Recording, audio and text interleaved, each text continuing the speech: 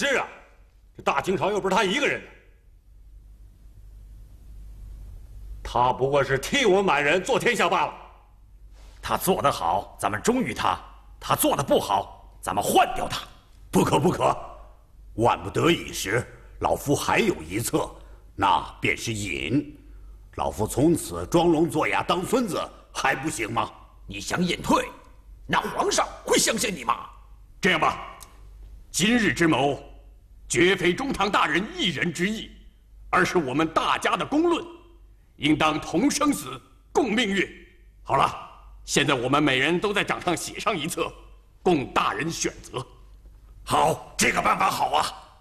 对，请中堂定夺。对，中堂定夺。笔墨伺候。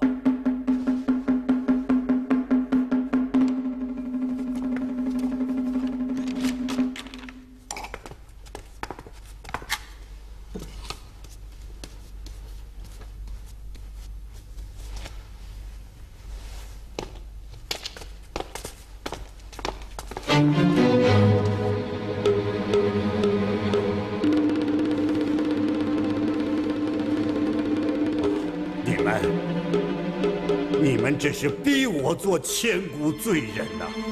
失败了，你才是千古罪人；成功了，你就是千古明君。武先生在屋内等候龙公子，苏妈陪龙公子进屋吧。奴才在外边望风。好。哎，记住，不许喝酒，不许赌博。嗨，奴才重任在肩，怎么敢呢？在这条街上，如果不吃不赌，反而像个呆子。这样吧，你去对面街上那个茶楼，找个临窗的位子，坐着喝茶吧。瞧见了吧，当公子啊，可比当皇上更体贴人呐。苏妈，咱们听武先生说古论今去。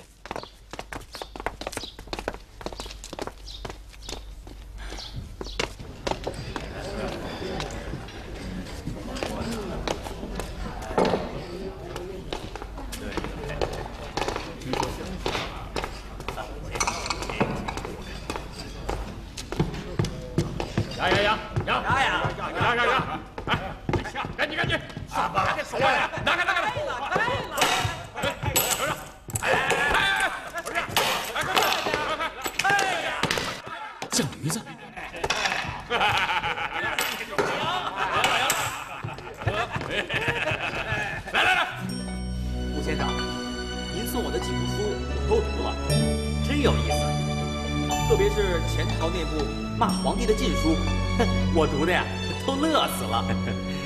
落榜秀才的口才可真损，骂人骂的都妙趣横生。龙儿小友，你以为那是骂吗？不，那是在给皇帝讲做人的道理。因为历代皇帝都生于深宫，刚出生就被太监奶娘抱走了。长大以后呢，成天同宫女泡着，他们只会从奏折上看天下，久而久之，这皇帝就成了官宦的木偶。不错，有本事的皇帝是不该怕人骂的，应该留着这些骂当真药来用。再说，哪有被人骂倒的皇上？只有自个儿无能垮台的皇上。小友能理解这些，大有益处。你出自名门，生来富贵，天资聪明，前程远大。但是，不能守着金银过一辈子，应该争取入朝理政，为天下百姓做些善事。先生，如果你是内阁大臣，你会做哪些事情呢？大清开国以来不过20余年，民生凋敝，百废待举，因而首要一点便是富民养生，稳定社稷。家父也是这个看法，可我却听说大臣们认为，正因为大清开国不久，前朝余孽仍在，人心不稳，更应当扩军建营。这是多虑，他们怕反清复明，扳倒大清。依我看，却是不会。明朝气数已尽，大清如日初升，改朝换代，消除战争，乃是百姓幸事。只有那些遗老遗少才痛不欲生。说得好，说得好，先生，我再问你，如果你当皇上，你会怎么做呢？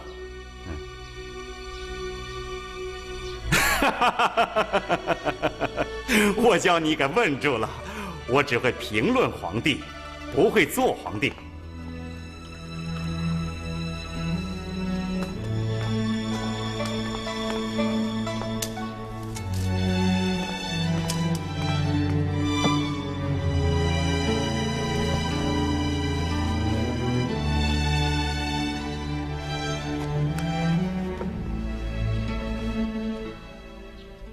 哎，我赢了！我赢了！哎，来，下，我赢了！看这把，看这把！哎呦，他奶奶的，他奶奶的！再来！谁不来是小狗？小子，大爷愿意陪你玩，可你小子还有银子吗你？就是，你还有银子吗？拿来看看呀！有银子了你就赌，拿钱来呀！走，别走！哟，怎么着？还要赌啊？你没银子没物，拿什么赌啊？我告诉你，你这身破褂子也可不要。就你这破褂子，就是。走，没银子没物，还有命的，我拿这条胳膊跟你赌，老子要是赌输了，你把这条胳膊砍了去。嘿，你这胳膊是火腿还是猪蹄啊？老子不捡垃圾，走，站住！小子，你他妈找死啊你！没钱就是走，小子，你他妈找死啊你！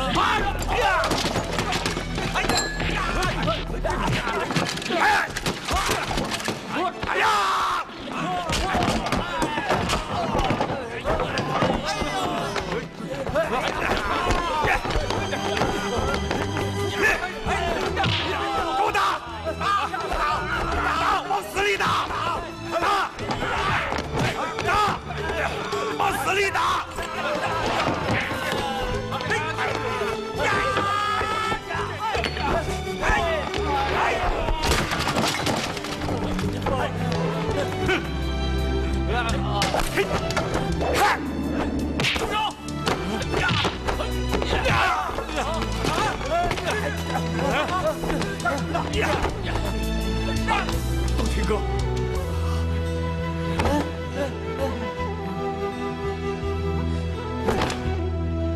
给我上！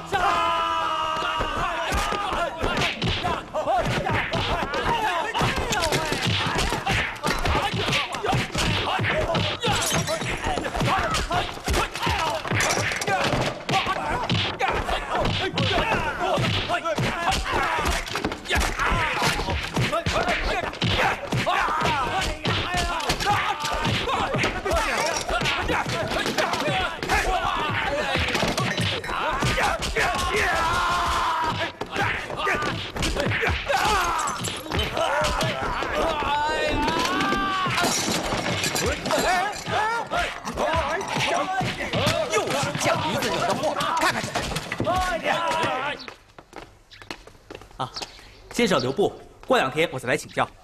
小友慢走啊，你也慢走。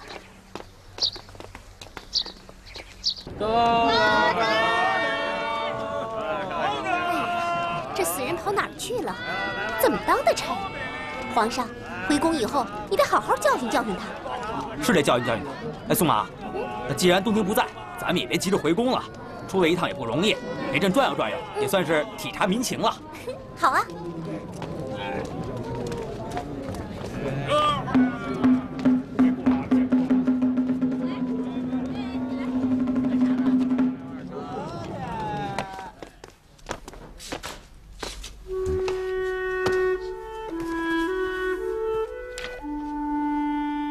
苏妈，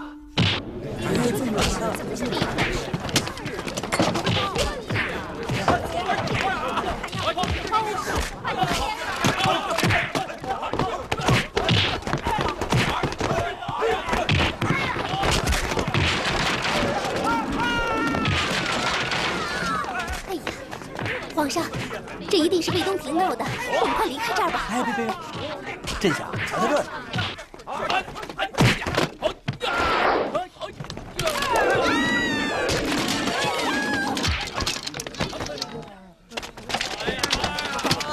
走，哎呀，没事吧？没事。走。哎呦！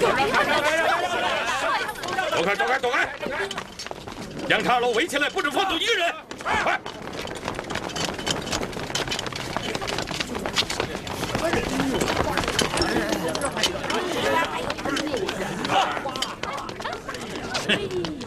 你们这些刁民又在皇城重地聚众闹事，给我统统抓走！大人误会了，下官不是刁民，而是四品堂官，奉敖州党之命，在此等候侵犯武次友。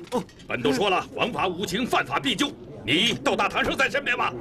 大人，本官是御前4品侍卫，在这里喝茶饮酒，不慎被几个兄弟搅了进去，请大人明察。本都不管你是什么人，枉法无情，概莫能外。你既然是皇上的人，更应该守法安民。我可不管你们是皇亲还是重臣，一律严惩不贷。听着，拿下带走。好厉害呀！哎，这谁呀？啊，他是京城九门提督吴六一，人称铁盖，领兵有方，执法无情，六亲不认。苏麻，你随朕来。啊。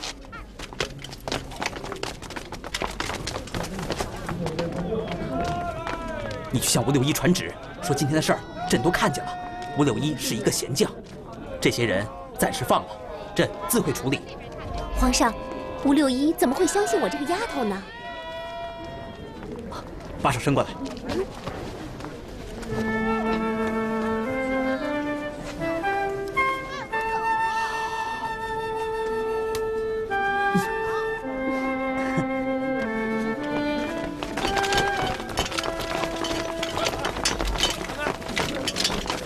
铁盖，你是什么人？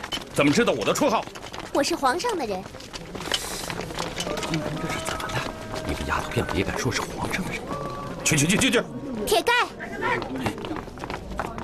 看，啊！铁盖有眼无珠，得罪大姑姑了。感情皇上就在附近吗？铁盖不必四处看，皇上有旨意给你。皇上说，铁盖领兵有道，执法无情，是个贤将。今天的事儿，朕都看见了，这些人暂时都放了，朕自会处理。铁盖遵旨，站住！解开绳索，统统放了。这。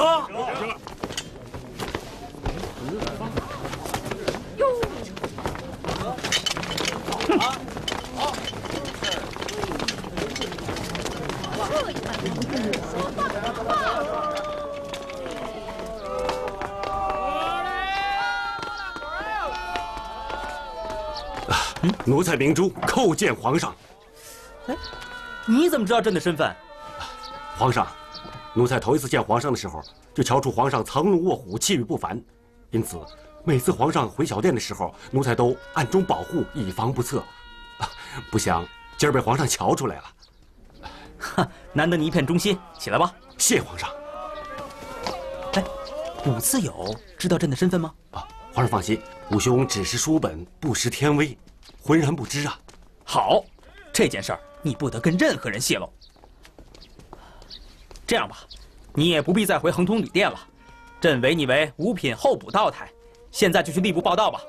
谢皇上厚恩。去吧，一旦有旨，你立刻返京，朕随时会用你。皇上，奴才愿为皇上护驾回宫。不必，去吧。啊，遵旨。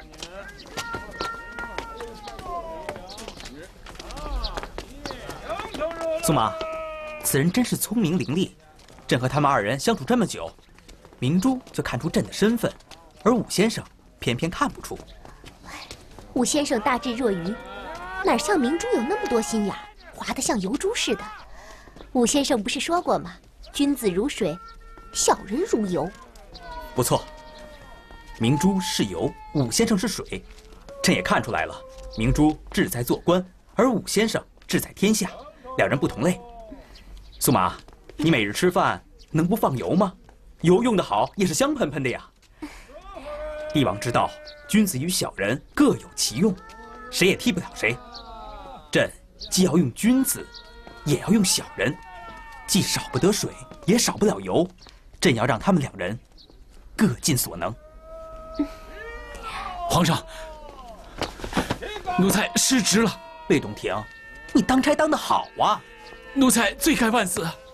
哼，自个儿到内务府去，说朕罚你半年的俸禄，并自领廷杖20大板，一下都不能少。奴才一下也不会少。哼，和你一块打架的是些什么人啊？是奴才小的时候的结义兄弟，多年不见了。因家乡鳌拜圈地断了活路，进京寻找前程。朕瞧他们身板不错，又是外乡人，宫里面没人认得他们。东庭啊，改日带来让朕见见。这。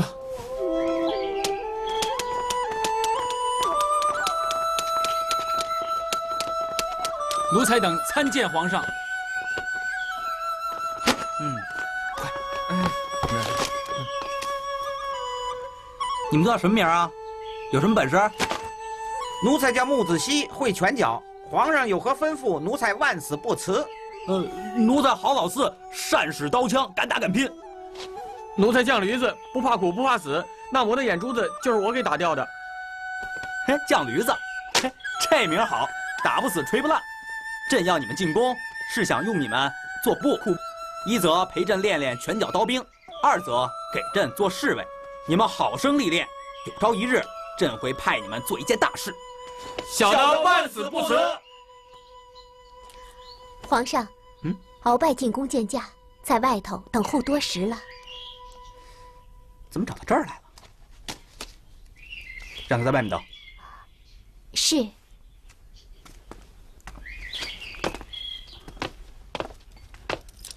老臣拜见皇上。敖中堂，病好些了吗？承皇上惦记，老臣的病非但没好，反而更重了些。哦，那快叫太医看看去啊！谢皇上，老臣自己有药，自己能治。敖中堂真是个能人啊！啊？哦，皇上，这几个人好面生啊。这些布库是朕招来陪朕练练摔跤的。皇上日理万机，还练什么拳脚？宫中卫士如林，高手如云，谁敢碰皇上一根毫毛？朕喜欢习武，这可是大清的立国之本。敖中堂，你是本朝第1员虎将，不妨露两手，教教他们。哦，不敢，这些都是皇上的人，老臣碰不得。哼，也是啊，中堂正在病中，万一让这几个少年郎占了上风，朕也不开心呀。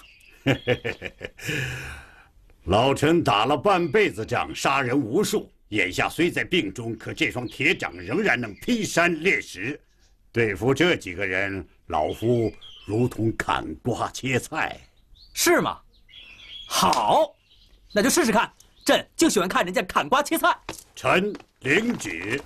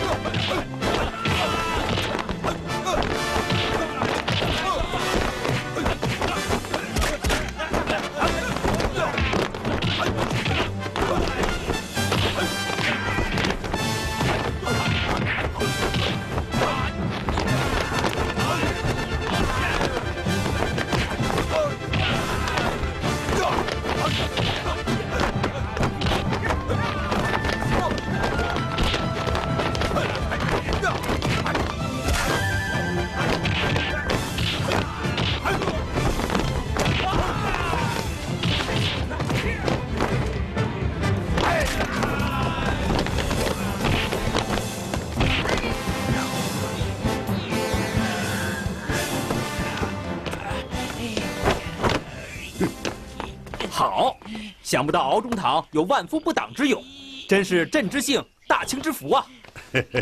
老了，不行了，不行了。退下去。敖中堂急着见朕，有什么事儿吗？哦，平西王吴三桂上折子，其朝廷拨粮200万担，以资军用。吴三桂隔三差五的又要粮食又要军饷，你的意思呢？西南边疆不稳，吴三桂剿贼要紧，臣意答应平西王。可户部的粮食都用于救灾了，眼下仓中空空如也，吴三桂剿贼要紧。这么着吧，让班布尔善出京筹粮去。哦，班布尔善走不得。为什么走不得？班布尔善有药物缠身，再说臣依靠他辅助朝政。哦，换鄂必龙去吧。遵旨。老臣还有一事禀报皇上。说。九门提督吴六一护卫京城，守法尽职，应予嘉奖。臣等议了一下，奏请升任他为兵部侍郎。九门提督官虽不大，但却是重中之重。吴六一升的官，九门提督谁当啊？副将平山勇，此人乃先帝身边的侍卫，对大清忠心耿耿，可将他替补为九门提督。这样吧，让兵部吏部商议，然后再报。领旨。哦，老臣告退。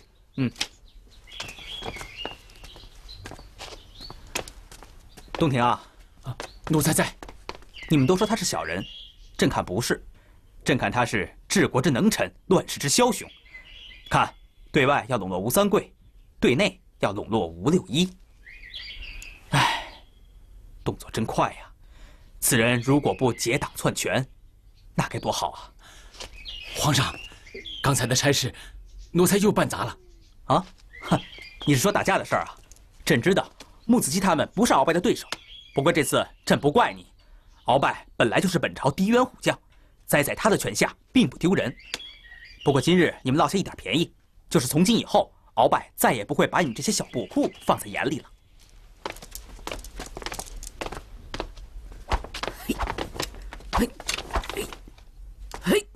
好！哎呀，没想到胡太医的武功这么高深呐！哎呀，你光夸他，你不夸我呀？啊，老祖宗，您的功夫啊，那是为了健身。当然，胡太医的武功可是深不可测呀。那是当然了。不过呀，我呢也是经历了2朝3代的人了，唉，也算是啊饱经了刀光剑影的人了。不然的话呀，也不会有今天这样毫发不伤啊。没有这胡公山行吗？不行啊！啊，我说孙儿啊，最近你和鳌拜都忙什么呢？忙啊！最近我将京城周围1000总以上的官都查了一遍，京西建蒲营、通州大营都是鳌拜的部下，只剩下九门提督吴六一不是他的人。那你如何收拢这个铁盖呢？给他个3品兵部侍郎。哼，3品官多如牛毛，在这个京城，你扔个石头都能砸着个红顶子，而九门提督只有1个。那1品兵部尚书，那就又摆不平了，那就叫别的大臣起疑心了。孙儿啊，你要知道，那有的人呐可以用钱买，可是他不值钱；有的人可以用官买，像吴六一这样的人呢，你只能用恩义去换。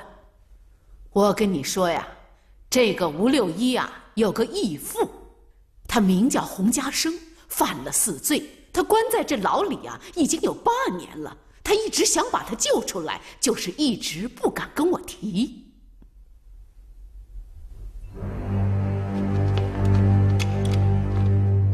魏大人，人在这儿。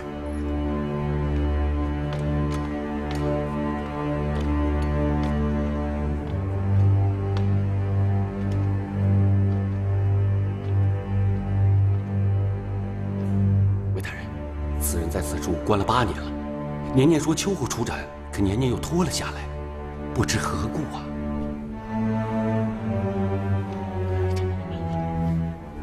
明白？遵旨。朕特旨，吴六一所领北京九门提督一职，吴朕亲笔手谕，概不奉诏，并责吴六一从今日起统领京城巡访，凡3品以下文武官员及所属兵马，吴六一俱可节制，钦此。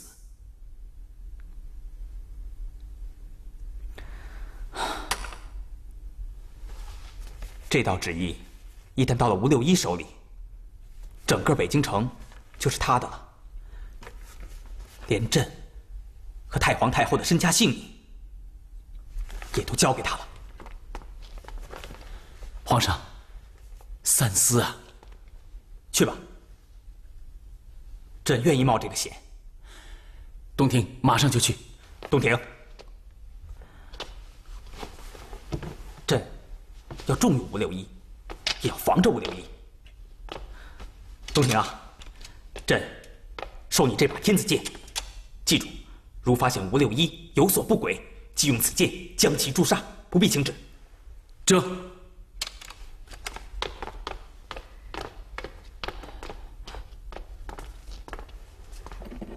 假如魏东庭也有所不轨，朕该怎么办？奴婢罪过。苏麻，你怎么了？怎么变得这么怕朕？奴婢没变，是皇上变了，变得可怕。哦，敖中堂回来了啊！在下恭候多时。范大人，请。皇上想把你撵出京城，让你筹粮去。皇上是想把你我分而治之啊！哼，老夫略施小计，就让鄂必龙替你去。大人高明。大人，你衣裳上有血啊，莫非是想害你吗？这不是老夫的血，是狗血。老夫今儿个教训了几个小崽子，打狗欺主。怎么回事？皇上添了几个布，说是陪他练练拳脚。皇上为何要新添布库呢？无非是想要你我的人头罢了。看来皇上已经很在意了，你我要多加小心呐。班大人放心，老夫要么不动手，要动手就必操圣劝。西山剑不营的韩军们，通州大营的黄管带，都是老夫生死之交。只剩下一个九门提督吴六一，老夫也有了新的章法。哦，什么章法？提拔他，大大的提拔他，然后把他调离京房。妙极了！吴六一请来了吗？已经请来了，在堂上候着呢。银票呢？在身上。好，走。下官吴六一参见敖中堂。范大人，吴军们，多日不见了，老夫真是想念你呀！吩咐总管家宴伺候。谢中堂，下官实在不敢当。请大人请。请。啊，吴军们就任九门提督以来，统兵有方，执法无情，朝廷上下一派赞扬啊！吴大人，敖中堂经常对我们说，本朝所有悍将当中，他最佩服的两个，一个是平西王吴三桂，另一个就是您了。是啊，是啊。中堂大人抬举下官了，下官愿效犬马之劳。哎，吴军们在提督任上已有多年了，为什么久久不能提拔呢？下官不知道，只听人说下官是个悍将，应当多历练，经受考验。荒唐！无论满汉都应该一视同仁嘛！啊！哈哈，不瞒军们，老夫今日已奏报皇上，将你提拔为兵部侍郎，正三品，上书房行走，参知政事啊！哦，谢大人，吴六一感恩戴德，以图厚报。恭喜吴大人，这个三品侍郎啊，皇上本来是不同意的，说你义父有罪，仍在牢中服刑，啊，搁着再说吧。是敖中堂硬是从皇上那儿争来的。中堂大人，下官义父虽犯罪服刑，下官可是一直奉公守法，为何要株连下官的前程呢？哈哈，莫说你，皇上对老夫也是多有猜忌呀。啊，罢了，不说这些了。吴军们呐，哦不，兵部吴大人，今后你我同朝理政，荣辱与共了。你的福便是老夫的福，你的祸也便是老夫的祸。下官刻骨铭心。吴大人，我这里有10万两银票，你拿回家去，做贴补之用啊。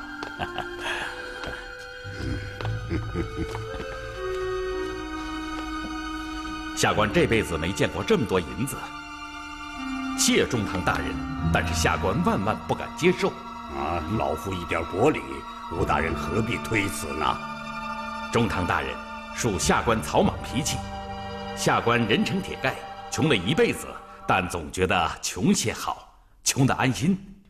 铁盖为官是奉公领命，一旦收了大人的银子，铁盖从此之后就不敢放手做官了。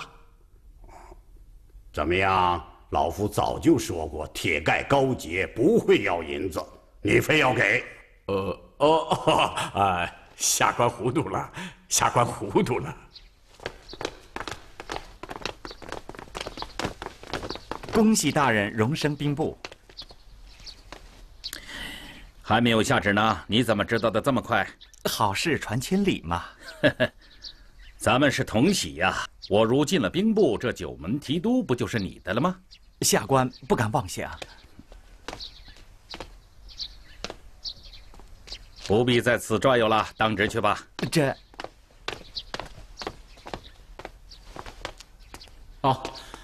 在下魏东庭，不请自入，酒候吴大人。哦，魏大人，上次在茶楼冲撞，多有得罪。今日府上相遇，仍请照应。魏大人是天子近臣，而下官只是个粗人，魏大人照应下官才是正理。魏大人既然光临韩府，下官静候吩咐。果然是个爽快人呐。吴六一接旨。朕特旨吴六一所领北京9门提督一职，吴朕亲笔手谕，概不奉诏，并责令吴六一从即日起统领京城巡访，凡3品以下文武官员及所属兵马，吴六一俱可节制。钦此。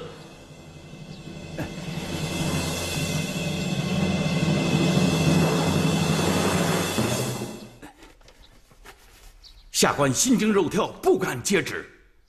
你要抗旨吗？下官怎敢抗旨？而是当不起这等重任。魏大人，请看，谁拥有了这道圣旨，谁就是1人之下，万人之上。全北京城内杀伐决断，集于一身。吴六一只是个粗莽武夫，又是个汉人，难道皇上不担心下官作乱吗？下官因而不敢奉旨。皇上担心你作乱，但皇上相信你不会作乱。皇上说，这道旨一旦到了铁盖手里，全北京都是他的了，连太皇太后和朕的身家性命都交付给他了。在下曾劝皇上三思，但皇上说，朕相信他，朕愿意冒这个风险。臣接旨谢恩。铁盖，请起。皇上将他的身家性命都交付给你了，你有何要求？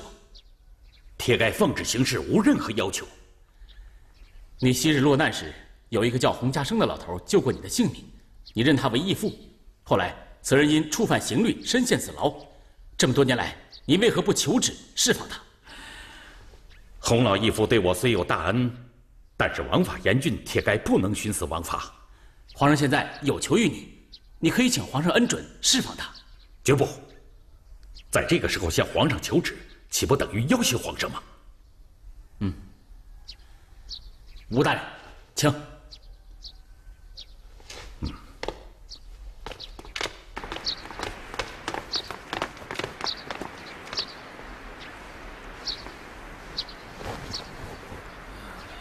义父，义父，六一呀！铁盖，洪老义父是太后特命恩赦的。太皇太后说了，北京城红顶子多如牛毛，但铁盖只有一个。太皇太后希望你无论官做多大，有多大的权力，都永远是铁盖。义父且慢，六一还要再委屈你几日。魏大人，烦你将义父再抬回牢中去。为什么？太皇太后要我永远是铁盖，可我如果接受太皇太后的恩典，就不配是铁盖了。铁盖要用性命为太皇太后立功，凭本事赎回义父。好，好，老夫在牢里等着你建功啊！在下从命。抬回去。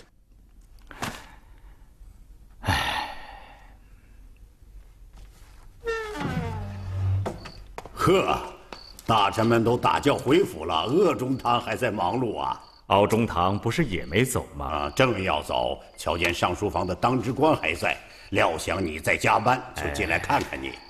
哎，老了，丢三落四的，遇事总犯糊涂。这不，兵部的几份折子，我实在看不明白。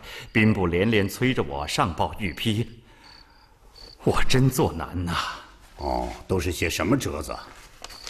通州大营更换2名偏将，3名迁走。西山大营换防限5日完成。敖中堂，这兵部想干什么啊？太平盛世的没见打仗啊，你看看。哦，好，哈哈，这2件事我都知道，均属于正常调动。似乎动作太大了吧？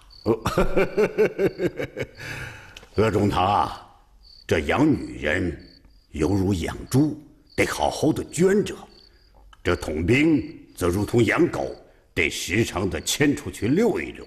将士们在一个地方待久了，容易安逸堕落，也容易结党谋私。所以每隔1、2年就要让他们动弹动弹，免得狗肥成了猪，一旦要用，上不得马，拉不开弓啊！这可是统兵御将的万全之道啊！只是说出来不雅。精辟，精辟，在下佩服得很。敖中堂，你请。哎，你这是干什么？你是统理军务的，这折子还是由你来批复吧。皇上有过旨意，着你我统理军务，些许小事，你批复了就成。哎呀，你请，你请，你请。鄂中堂，我跟你实话说吧。我不是不能批，更不是不敢批，而是你批比我批更有利。此话怎讲？这些将士多半是随我打天下的，我总得避避嫌吧。再者，你是知道的，皇上虽然用着我，却更信任你。敖中堂的意思，我不批是不行喽。再者，此事还关系到兵部的面子和下面将士的饷银，大家都眼巴巴地瞧着你这支笔呀。等事成之后呢，好好的谢您呐。那我就批了，请。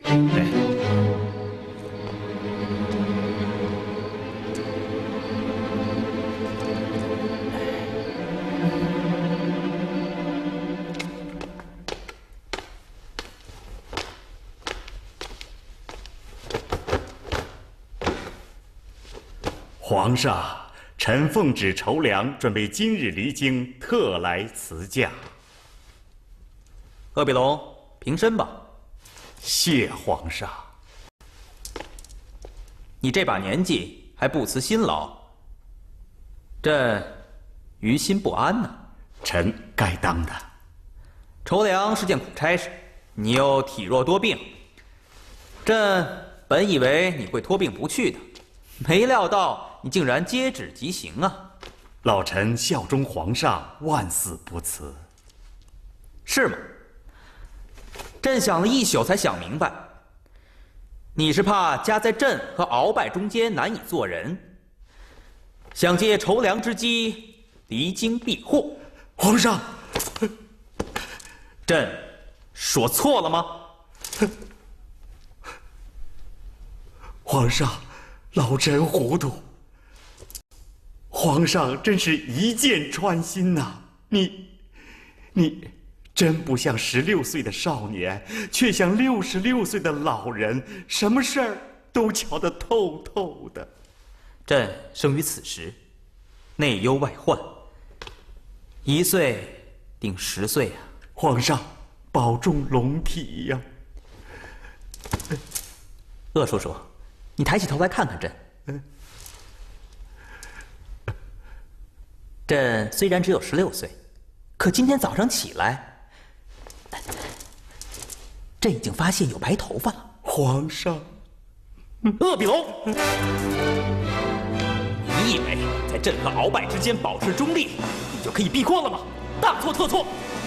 告诉你，鳌拜如果篡位自立，他定会杀你；朕如果除贼成功，也会治你不忠之罪。鳌拜必败，朕必胜。